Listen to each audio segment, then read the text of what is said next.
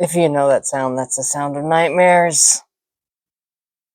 Happy New Year's, everyone. Happy 2025, and welcome to my new podcast, aka Vlogcast. I guess that's what people are calling it these days.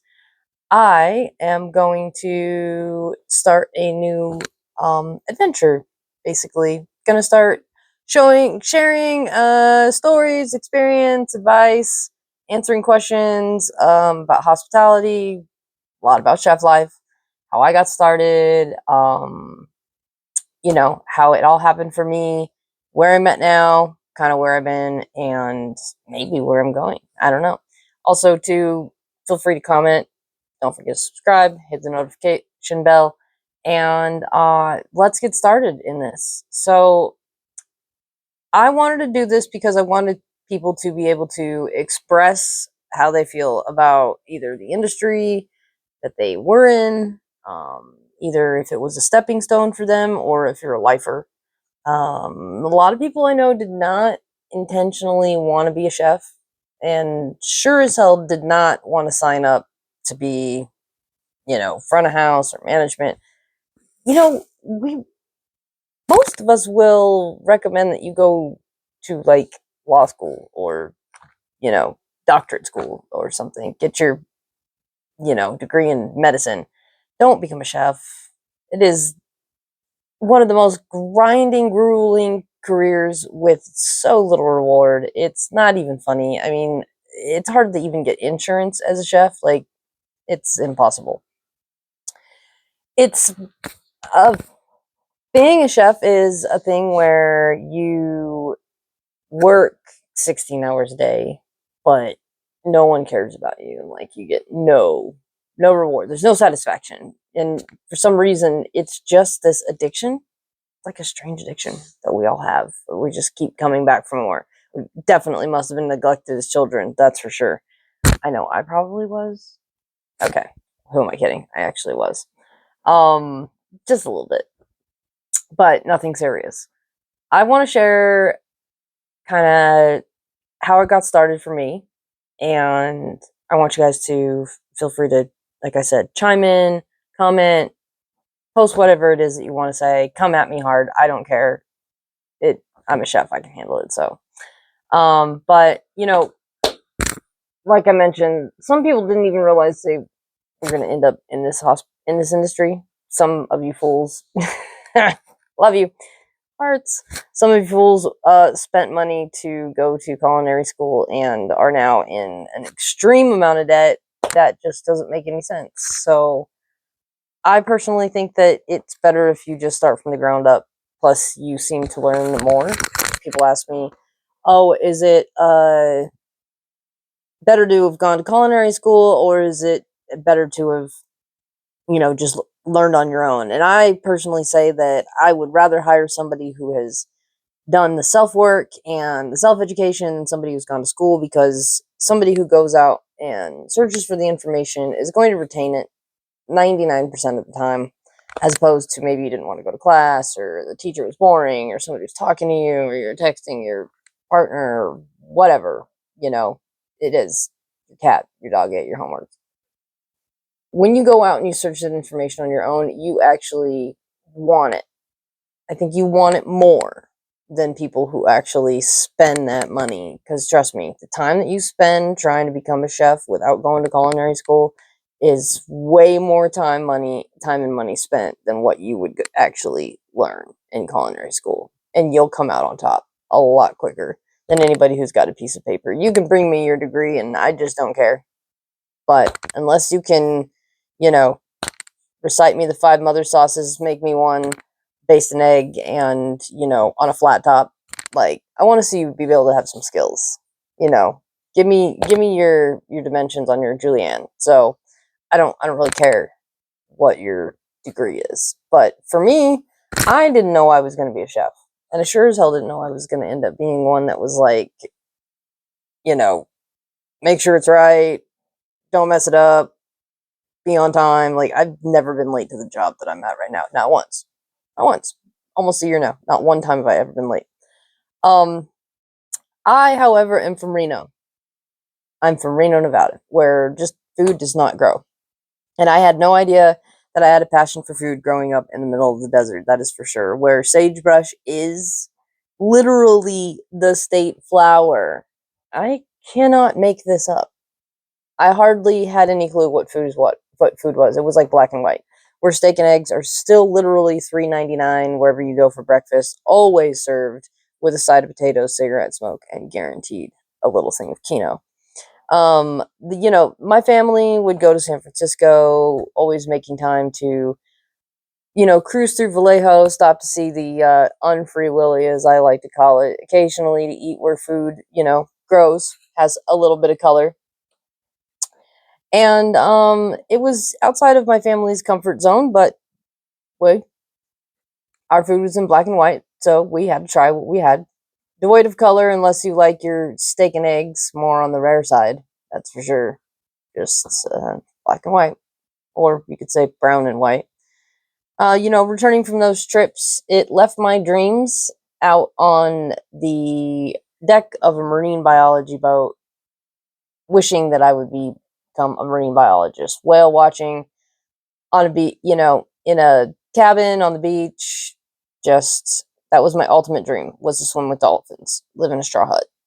I didn't think that was ever going to change, and then all of a sudden, my family moved to Colorado. Yay! Yay, Colorado. Not to say that I don't like it, but I do love Colorado, but it was definitely something that I was not ready for. And I was just about to become a teenager, landing in a frozen land where it actually was full of life, full of color. Um, I had no idea what I was in for. I was scared shitless of the food that I had come across with, but the locals will seem totally fine with it. So that was the moment, I needed to fit in, so I had to try it. Here we go, get outside my comfort zone, right? So first 2 months here in Colorado were interesting for me. Exploring things that I didn't even know were edible, sifting through the emotions that my taste buds were going through, trying to figure out where I fit in the edible pecking order, I guess you could say. Edible food pecking order. Uh, I would always take advantage of going over to my friend's house for dinner because my family would always be stuck at home eating potatoes and steak, meat and potatoes. And, my family and I, we did have a little bit of a distant relationship. My growing up as a child, I was slightly neglected. Not in the sense that I went without. I definitely had what I needed. Um, but the psychological warfare of being pushed aside and like not being cared about, ignored, and even locked away at sometimes, it definitely was hard. But, I got through it. Um, those experiences for me always made me how to feel and a want to need to please people. You know, it, I don't know what it was. It was a good distraction from the internal torture of feeling, not good enough trying to please somebody. Um, you know, get here, fast forward to when I'm 14. I am now responsible financially for my clothes, my books, any of my entertainment, any of that stuff. So I pretty much did what any good neglected child does, and I got a part-time job in hospitality. Ended up bussing tables for a while, um, in a restaurant where child labor laws at the time, especially child labor laws, didn't exist, and breaks really didn't either. Working right up to the legal curfew time for minors at that time. Like cops would come around and give curfew tickets for sure. And I immediately regretted what I signed up for because I had no idea what the next 28 years was going to hold for me. That is for sure. Working as a busser, it led me through all kinds of shitty jobs, one after the other, through high school. I ended up being a kitchen manager at a pretty crappy bar. I worked at Subway, Dirty Spoons. Um, when I ended up at this dive bar, I was allowed to make kind of my own stuff. And there was a chef that came there to drink, and apparently he was from a country club. He decided that he wanted to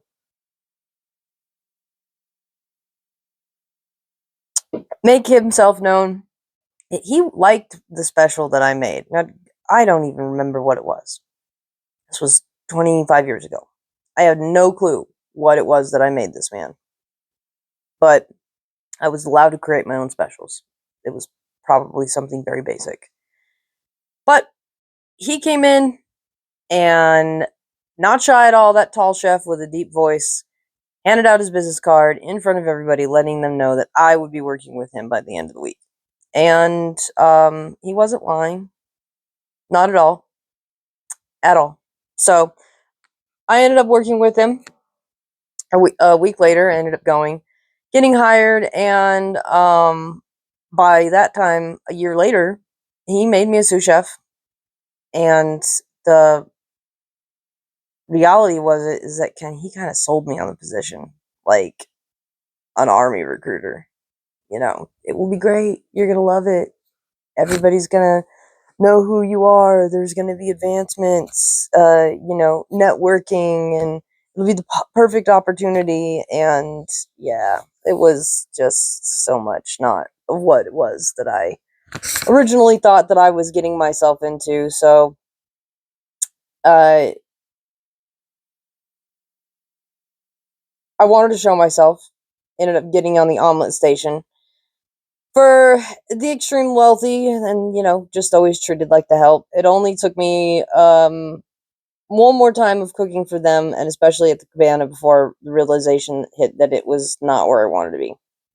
So, at that point, I'm 21, and I want to figure out what 21 is all about. So, at this point, I should also mention that I am a full-blown alcoholic. Started drinking by 18, 19 years old. By the time I was 21, I was a full-blown alcoholic. And the thought of going back to my hometown to party in Reno was a great idea, but little did I know that I was not going to like it, and it was short-lived. Only staying a year and a half. I really could not get Reno in my rearview mirror any faster than I actually got there. So getting back into Colorado, the food scene was pretty on point. Just want to make sure my microphone is still on. It looked like it died. I didn't want to miss the culinary scene here in Colorado, so I got on it. The foodie scene was just at a whole new level, and it was not about to be left behind. So it was my perfect opportunity.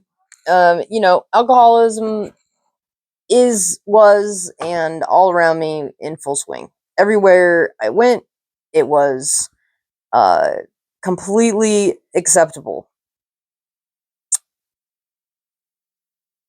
Like, no one cared. So it made justifying having a bottle of Svedka on your cold line with the beer chaser totally, totally legit and a lot easier. No one cared.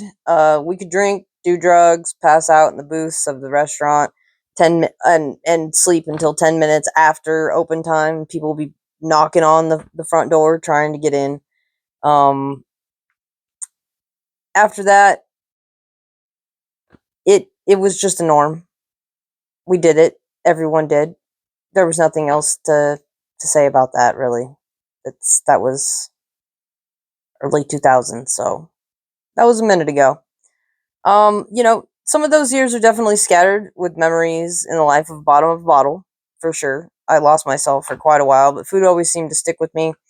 I ended up working my way through, barbecue houses, brunch, breweries, and I ended up finding myself in a kosher kitchen, where I spent 4 years getting my knuckles busted open by a chef who was very clear on how he wanted me to hold my knife. So he'd hit me with the side of his blade, but it was well worth the knowledge of the wealth of knowledge, I should say. It was well worth the wealth of knowledge that I stole from him. Try to say that 3 times fast, right? It wasn't something that I was going to just pass by.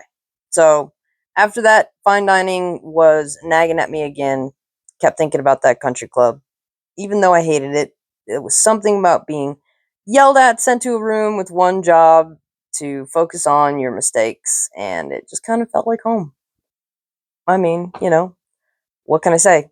The pressure of needing to be perfect for someone who does not give a shit about you and or never maybe might not ever even see you in that matter is actually kind of addicting, which is weird because as counterintuitive as it seems, it's that addiction that actually got me sober, you know, along with falling in love. Uh, that was something that was totally unexpected. I did not expect to fall in love, like, at all. And it just happened.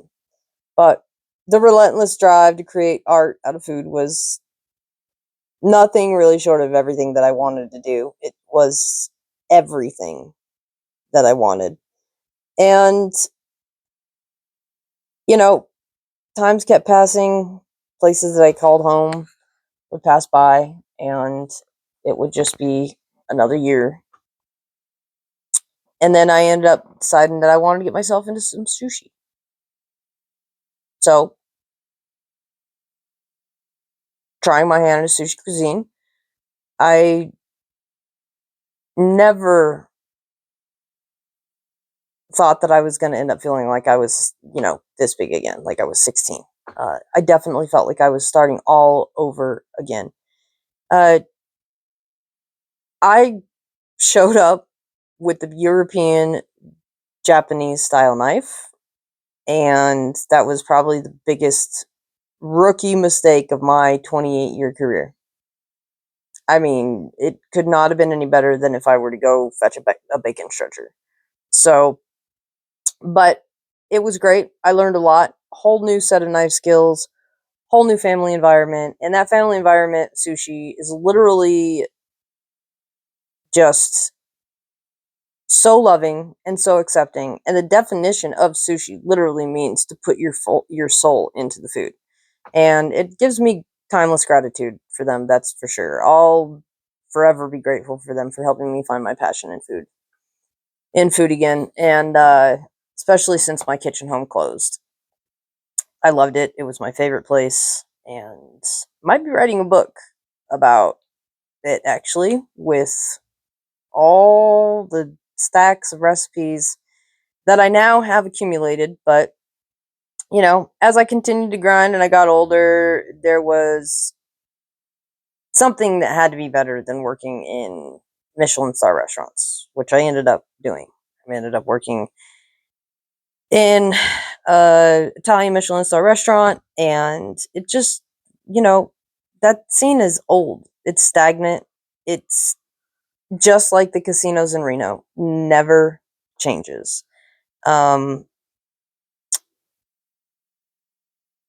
Last year, 2024, no, 2023 was the last year that I actually worked in a real restaurant, and I was actually there at a wedding venue. And it was probably one of the biggest mistakes of my life.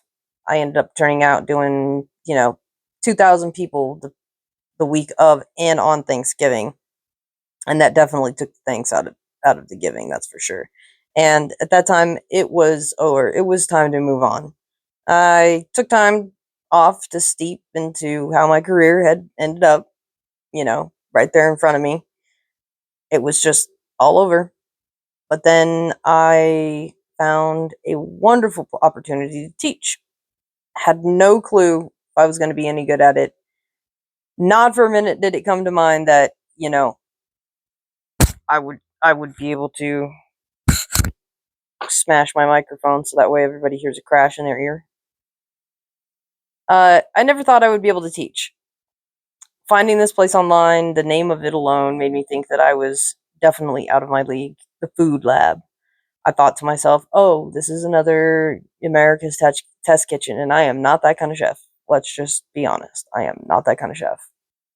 So I ended up applying, giving my hand at it, teaching what I know about cooking, ended up getting paid for it, and it sounded too good to be true, but come to find out, I'm actually really good at it. And now I'm the lead instructor. It's possibly the best place that I could be, especially for a chef my age. Um, you know, this industry will wear down on you for sure. I have a new body part. I have now a titanium disc with 3 screws. Came in a package deal.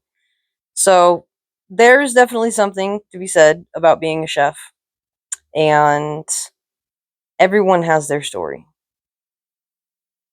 I highly recommend that you share yours, stay humble, tip your servers. Don't forget to like, comment, subscribe, and come in next time where I will give you another wonderful experience of how disrespect cannot go unchecked.